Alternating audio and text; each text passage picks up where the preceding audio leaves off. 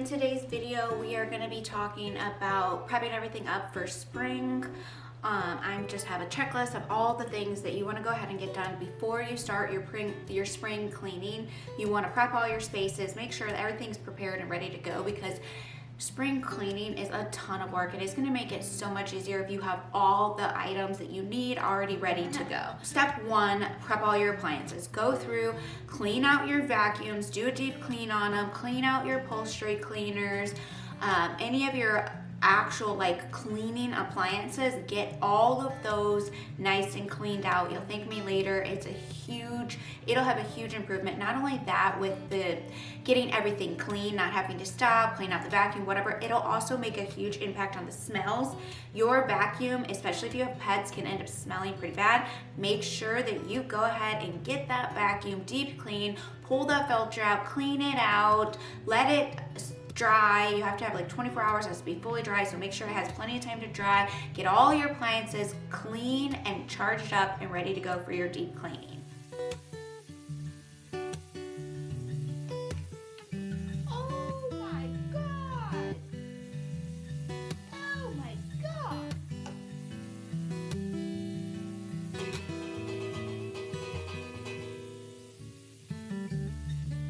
Well, no wonder this thing isn't working that well.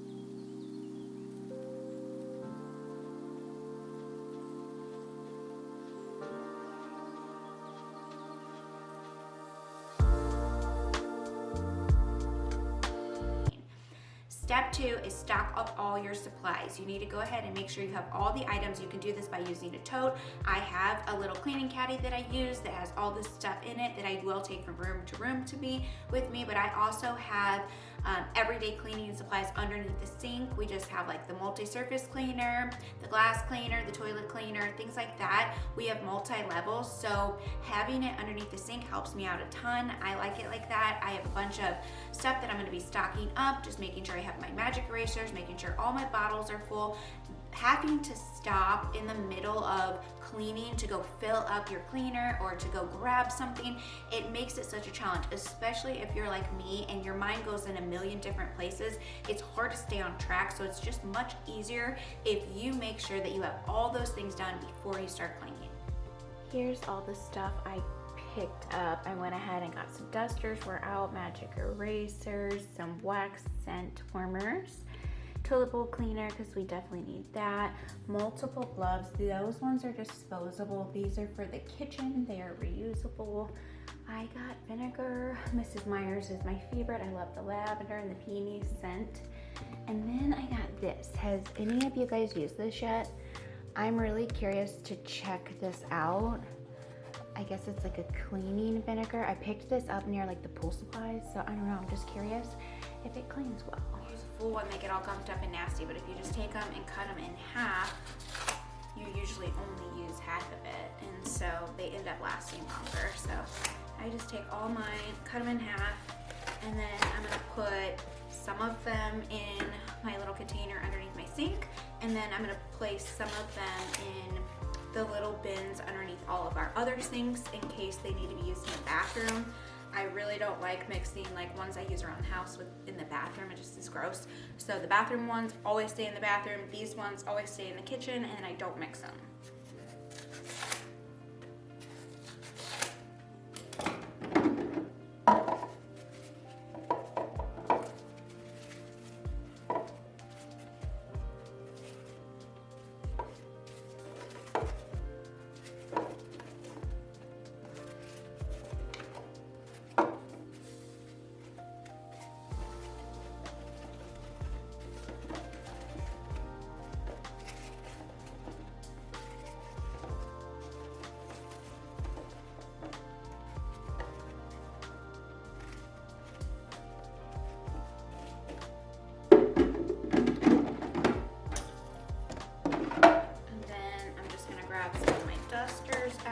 These are quick and easy, simple dusts. They're not, when you're just trying to, like, we have construction going on right now. I've been using these like crazy.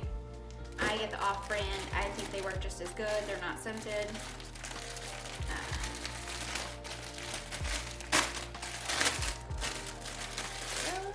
And pop them in here, in there, and we'll put this back under the sink.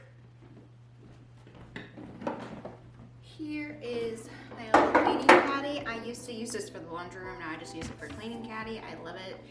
I already have glass cleaner in here and just some lemon or orange cleaner. I have some trash bags.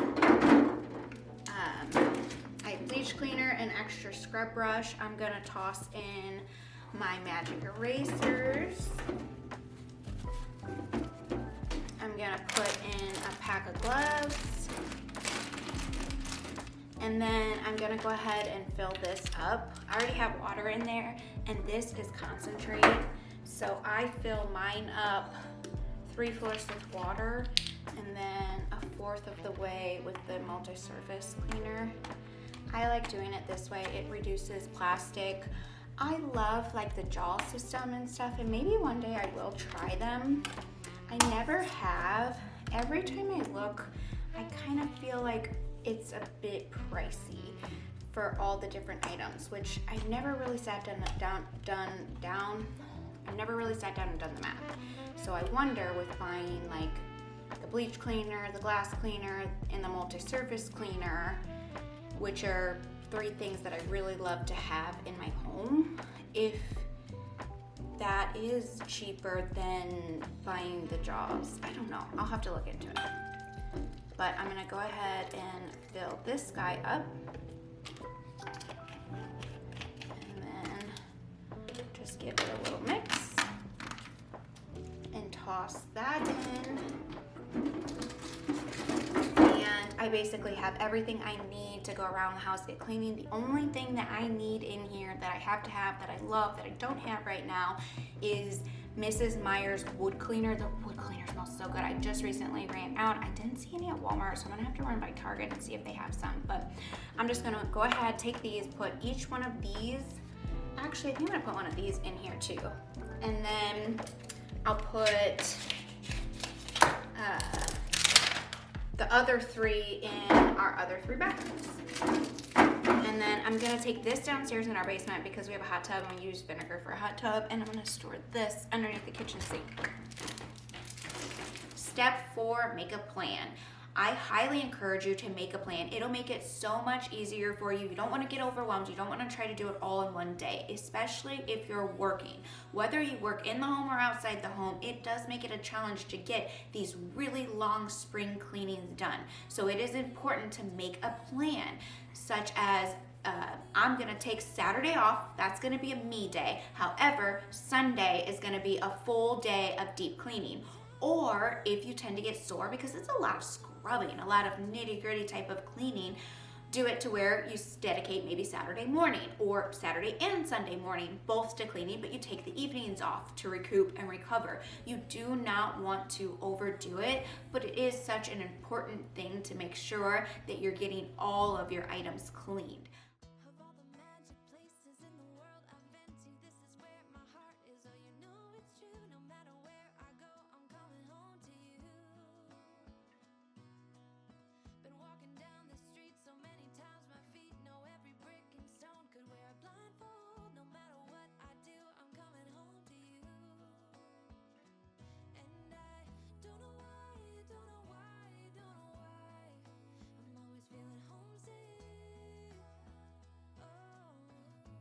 Step 5 kind of goes in with step 4.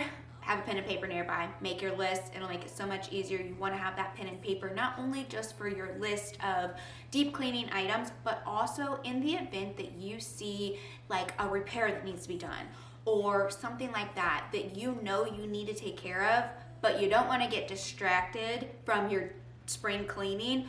Have a pen and paper nearby. It'll make such a difference. You can write it down, like change filter. I need to do that. I know order filters. I know I need to order the filters. However, I don't want to stop mid spring cleaning so that I can go order the filters because I'm going to get distracted and I'm not going to know where I left off.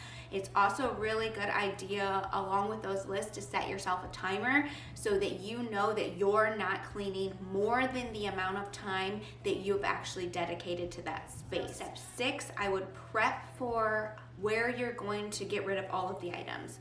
So if you are decluttering cleaning products, where are you going to donate that to or drop it off? If you have any recyclable items that maybe you've decluttered that you need to get rid of, where are those gonna go?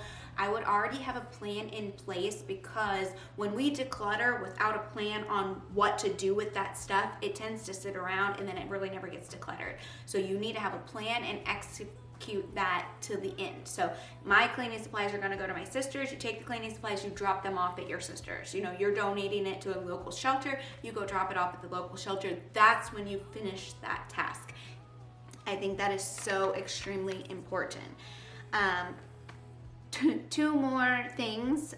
Step 5 is make a good playlist, or step 6 is make a good playlist or a marathon. You can do a cleaning marathon. I have a couple on my channel. You can check those out. I also, a good podcast, a lengthy podcast. This is probably going to take you, like you said an hour timer, then set yourself up with an hour worth of entertainment, because that will make such an impact on how you don't really want to do it, but your mind isn't focusing on the fact that you don't want to do these tasks. You're just powering through them, and your mind is focusing on whatever you're listening to. So that makes a huge impact. And also, the very last tip number 7, wear your shoes. I don't know, I've never been diagnosed. I believe I have some form of ADHD. However, putting on these shoes apparently sets you up to know it's go time, it's work time, let's get it done, my shoes are on, we're performing. So if you are like me and you have a hard time getting started, put your shoes on. It may trick your brain into getting into motion.